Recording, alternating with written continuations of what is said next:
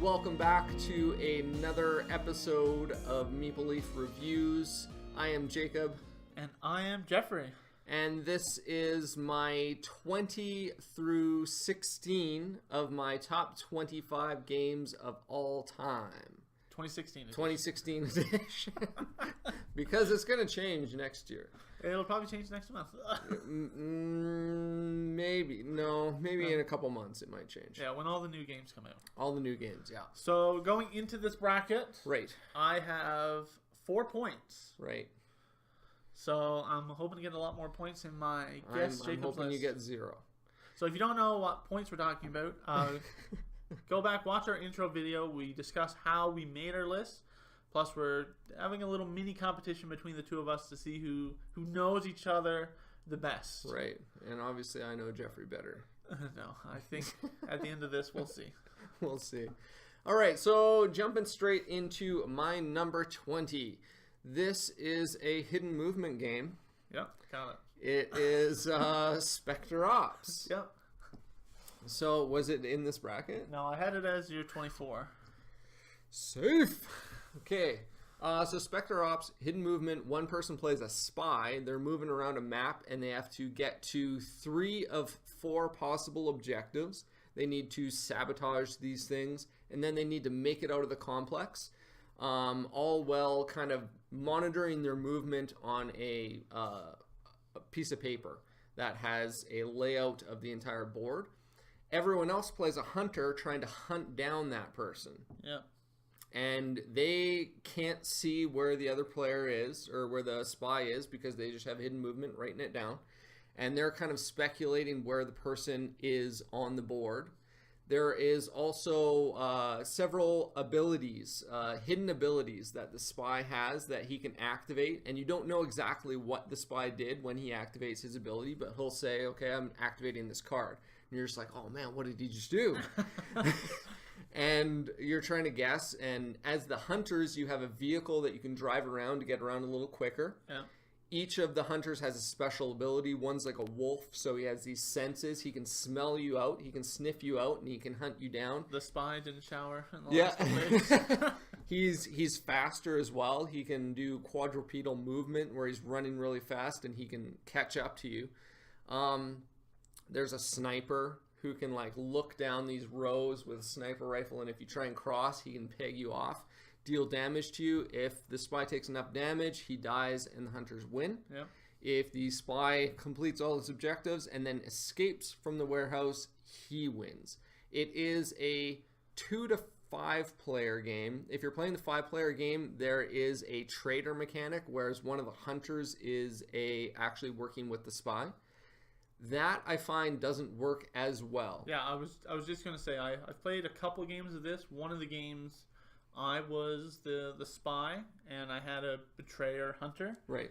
And I just found I didn't imagine it was much fun for the traitor. Yeah, exactly. That person, they just have to try to lie to the other hunters. But when you're playing with that many hunters, you have 4, you just want to double up. Everyone is doing, the same.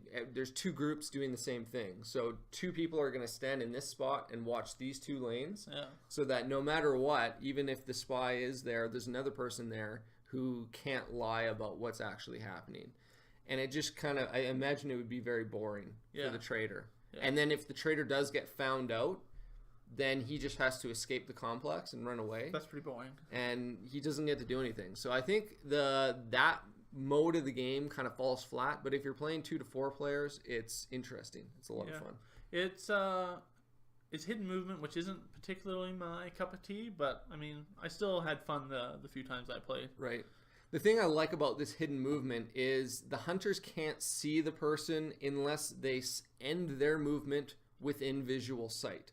So even if I walk around a corner and then walk around another corner and you were in that lane, in that row, I didn't see you because you were, hidden under a box or up in the rafters doing the Spider-Man across the hallway or something, and you just like walked underneath. I find that very fascinating because when the when you're the spy and the hunters catch up to you, you can just take one movement just around the corner and end your movement there. And if they think you went your full movement and they're trying to chase you down, they're going to take off and you're going to still be right there. And then you can kind of backtrack and move around. Very cool game, very intense game. As the spy, you're just like, oh man, oh, they're on to me. They're catching me and there's nothing I can do. But yeah, it's just very tense. I love the feeling of that game. Cool. So that was my number 20. Number 19. This is a game that Jeffrey doesn't like. And it's a game that you used to own, and I bought it off of you. Really? I was contemplating whether or not you would have this on your list. And I was like, nah, he doesn't like it that much. Yeah, I do, and that is Istanbul. Yeah. I just got the expansion for Istanbul, Mocha and Bekshish. And I really like that as well. I feel that it adds some variety to the game. Though one of the mechanics in Mocha and Bekshish I feel is maybe overpowered. I haven't played it enough to verify that. Yeah. But you get these, I think they're called guild cards or something like that. You flip over this card and it gives you, you can take one of the actions, an overpowered version of one of the tiles without being on that tile. Yeah. But you skip everything else on your turn. And it just feels like it's so powerful, but I haven't played enough. Yeah, and I will say, if you don't like Istanbul, the expansion doesn't do anything. Is not going to change your mind. Yeah. But in Istanbul, you're moving around. You have these apprentices with you. As you kind of walk your path, when you get to a location, you drop off an apprentice, and then you take that action. And you're trying to, if you can't drop off an apprentice, you can't take an action. So you're trying to like work your way around this map, getting to everywhere you want to go to take the actions of these locations. But then you're eventually going to run out of apprentices. So you have to, if you go back to a location where you left an apprentice, you can pick him up and take that action again. So you're kind of doubling back on yourself. Yeah. Or you can go back to a central key location which just recalls all your apprentices back to you. And then you kind of restart again going out. I feel like you're going around and you're getting money and ingredients and stuff, and you're trading them for gems, and the person with the most gems, or the person who gets to 5 or 6 gems first ends the game and wins. Yeah. I find it very fascinating puzzle that you're moving around. Jeff doesn't like it because it's too linear, right? Yeah, I don't like games where you're doing something to just get the thing to win. Like you're not really. I mean, I feel like that's most games though. There's a little bit of an engine in there, but it's not. It's just so pointed. You need 6 gems to win. Go get gems. Right. It's in like Nepal where we're talking about. Yeah, you need points to win, and you're going and getting points. But I need to build up how much coal I get every round, which doesn't directly give me points. Well, how am I going to use that coal? Well, I'm gonna power this particular factory, or should I power this one? Whereas when it's just like, okay, go here, pick up money, go here, buy a gem.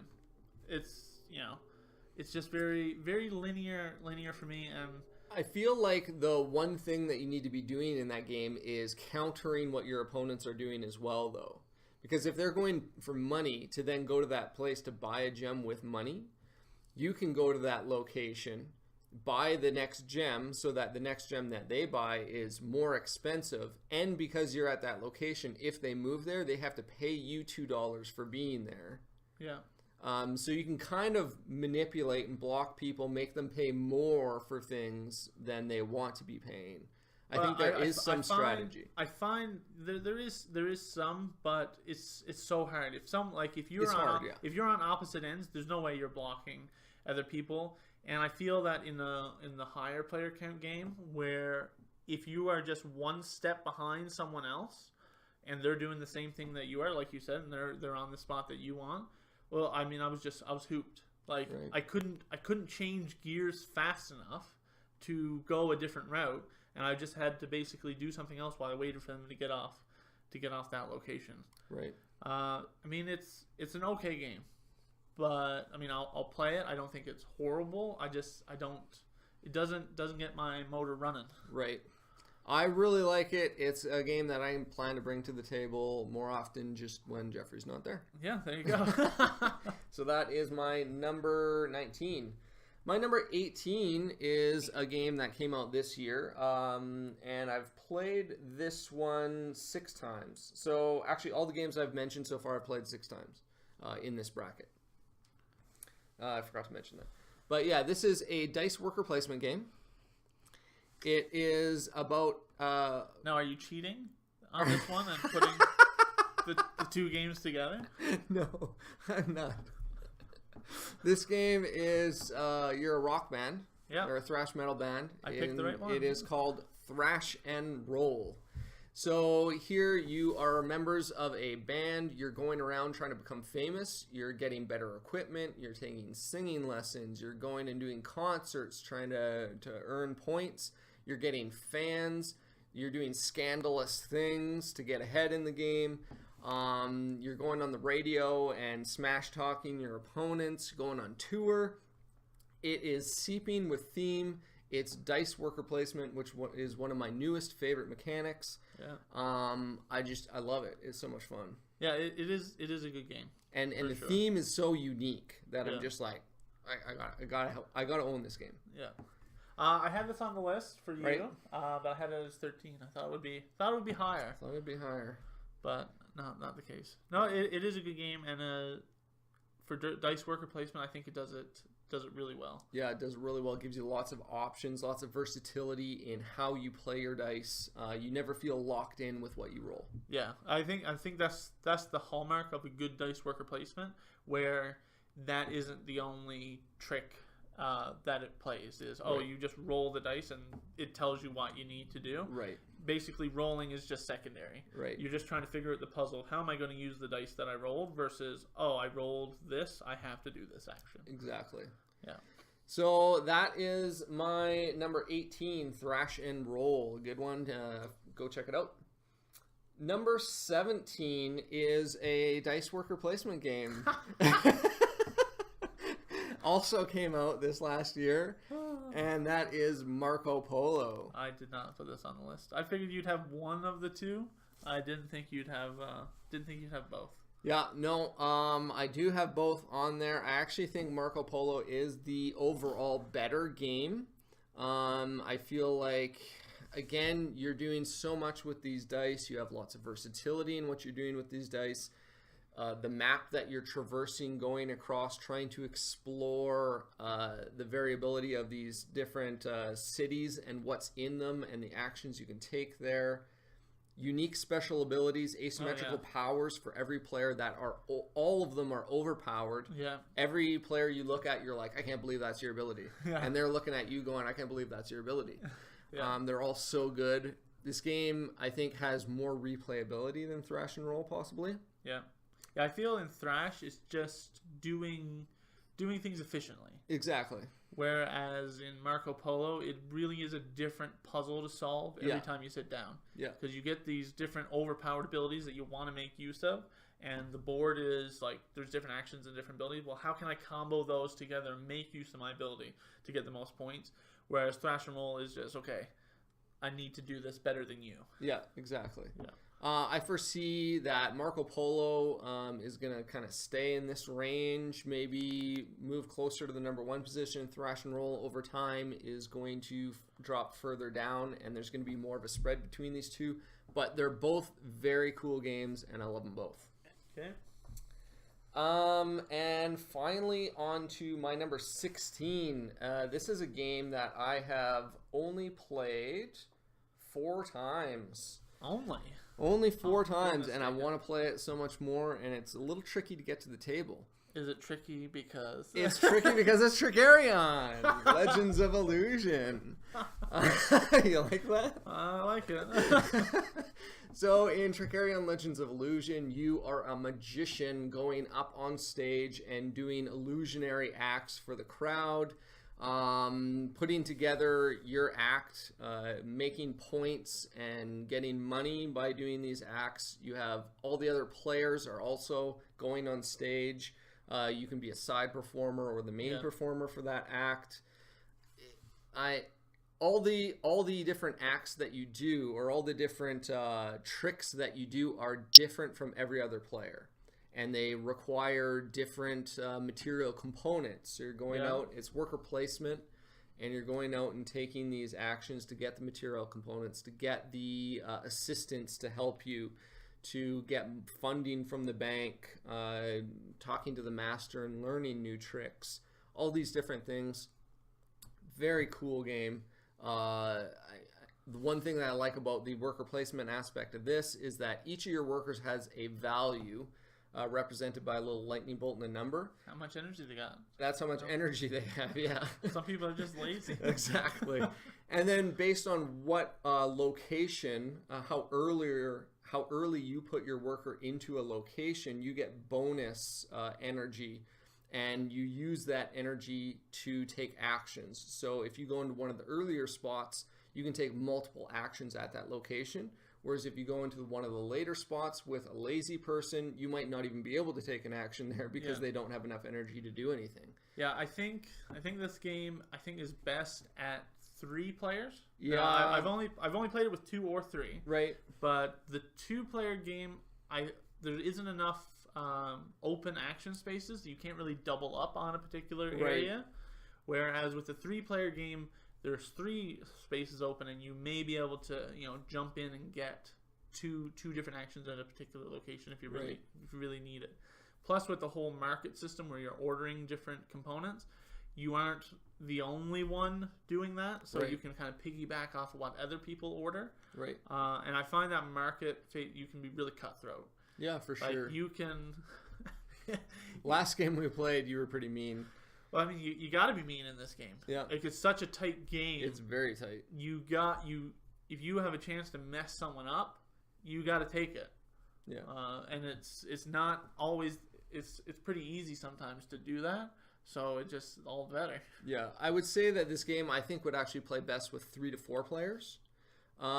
Just with 4 players, you're going to have all the open spaces because every time you're missing a player, you block off one of the locations one of the worker placement spots at each location. Yeah. So having them all available gives everyone more options about how you put out your workers. Placing workers as well. You have these cards that you put down face down, telling what each of your workers is going to do on that turn, what location they're going to. And you all reveal, and you can look across the board and tell what everyone's doing. And then it's in turn order. You each place out 1. Yeah. So you can see, no one's going here. I don't have to worry about being first to go to that location. I'm going to block someone by going here first. Yeah. So it's very cutthroat that way. Awesome game. A lot going on. Each player, instead of getting a reference card or reference sheet, you get a reference booklet. It's like an 8-page booklet of everything going on in the game. It seems intimidating, but really there isn't a ton going on. There's just a lot going on in the game. There's not a ton. There's a lot. I think the biggest barrier to entry is because of all the tricks need different components and different numbers and different combinations. You kind of need to have a plan of what tricks you're going to go for at the beginning, because if you're wasting money and stuff buying components you don't need or buying the wrong components, if you get to the level 3 tricks and you're like, I actually don't have the components I need for any of these, you're going to be hooped versus someone who had a clear plan of, I'm going to go for this trick, then that's going to help me be able to perform this trick, and then I'm going to be able to get this one later on. Right. So I think you kind of need to have a little bit of planning. Yeah. The base game of this is good, but once you start adding in the expert level stuff, this game I think skyrockets. It's got so much variability, so much replayability. It's amazing. If you like Euro games, I suggest looking into this and finding out more, because this would be higher up on my list, closer to the number 1 if I've played it more. But since I've only played it 4 times, I can't justify moving it up that far yet. So I did have this one on my list for you, but it was 23. Okay. So I don't get the bonus point. All right. But I got 3 points this round. Good. Not bad. All right, so shall we... move on to the next bracket? All right, see you soon. All right, take care.